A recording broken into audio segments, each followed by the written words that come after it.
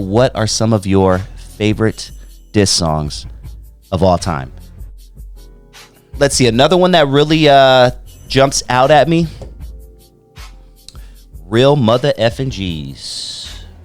Real Mother Effin' G's by the late great Easy Mother Effin' E.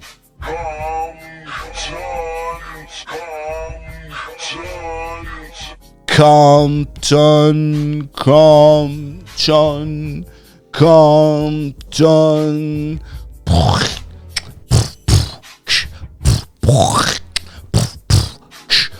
Da, da, da, da, da, da, da, da, da. Real Mother Effin' G's. I mean, come on, dog. That's probably one of the hardest tracks in hip hop history. Period. Period. I know who did that track. I just off the top of my head, I'm having a brain fart. But who did Real Mother G's? Who did Real Mother Effin' G? Oh, it was Rhythm D. That's right. I went in and I was like, okay, I'm gonna sample my voice going, Real Mother G. Yeah. So I sampled me doing that on the mic. So I was like, how can I make this sound evil? Because Eazy liked evil, dark sounding beats. So I was like, let me go ahead and make it sound as dark and evil as possible. I'm gonna get Rhythm D on the show, dude.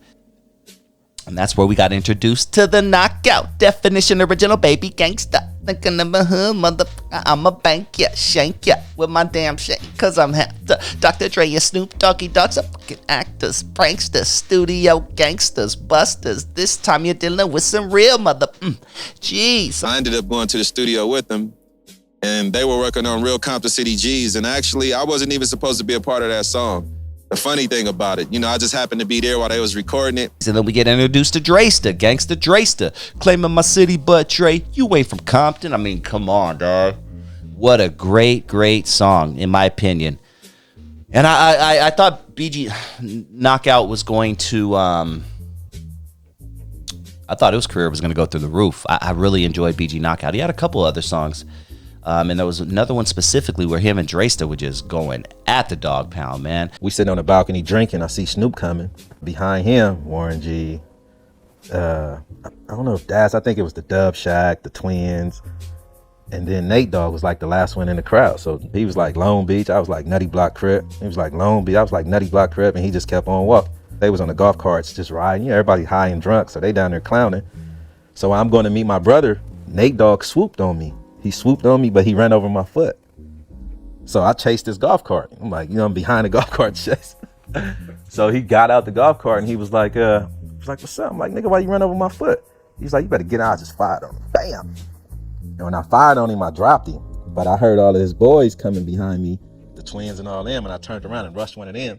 And then my brother came over there, and then that's when you see all the madness happen. But this beef was really, really deep. Everyone knows this is at the height of when Ruthless and Death Row were just not feeling each other.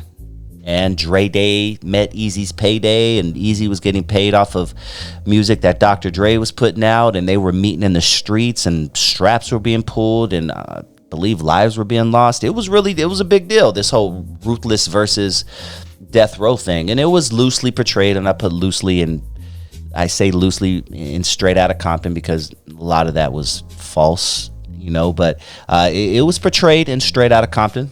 Good movie, good hip hop movie. That's another show I'm gonna have to do. I'm gonna have to do top hip hop movies. Ooh, that's a good one. I'm gonna do top hip hop movies of all time. I mean, Crush Groove is in there off top, right? Crush grooving, body moving, body moving. I'm gonna do that soon, guys. That might be next week's show. I think I just sparked an idea for next week's show because there are some great hip hop related movies. The Show is another one. Have you guys seen The Show? Of course you've seen The Show. Biggie's in it. Snoop and the Dog Pound are in it.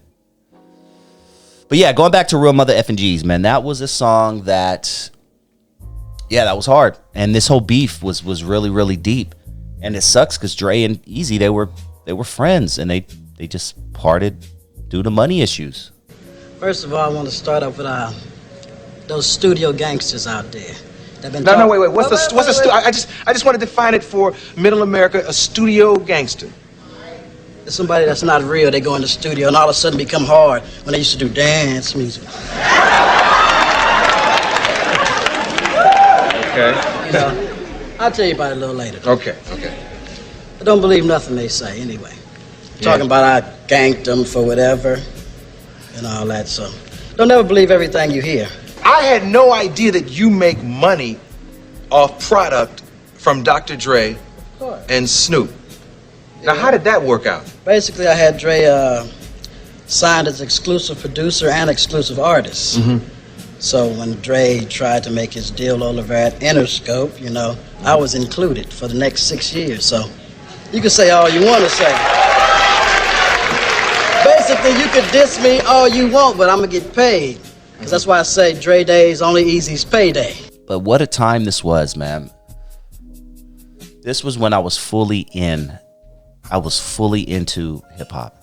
I'm gonna tell you something. Them two brothers, BG Knockout and Gangster Drayster, you won't find a better friend nowhere. Them niggas, man, they like the nicest guys you ever want to meet, but they was straight up gangster, wrong nigga to fuck with, dog. When I first met Gangster Drayster, he had 2 bullet holes in him. I already been in the street out here. You know, that nigga came in with a cane with 2 bullet holes in it. They had to get busy with niggas, man. I got popped a couple times, you know, shit like that, man. You know, I was like, damn, man. But yeah, man, them two brothers, man, they like best friends with me to this day, man. You know, when like, these brothers would go to prison for one another, go to jail for one another, take a ride for one another, you know, like that. They would never steal on each other. Whoever they caught, that's who they're gonna roll with, man. You know, and shit.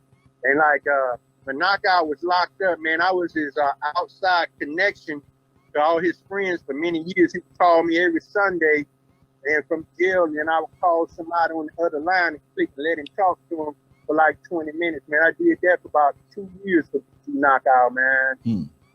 Yeah, and then like I got another house, and the phone that he was calling was already on in the house and shit, and it belonged to the guy that I got the house from. He just left the phone on, just told me to pay the bill, and it always worked. And so then when I moved, I didn't get a chance to get Knockout my new number, and that's how I lost contact with him until he got out. But I saw him a couple of times since he been out and stuff. He told me he don't even smoke weed no more, man. I was like, wow. Damn, more for me to smoke. You know, yeah, but yeah, man, them brothers is real, man, and they put in a lot of work for Eazy, man. They definitely put in a lot of work, and I really can't talk about it too much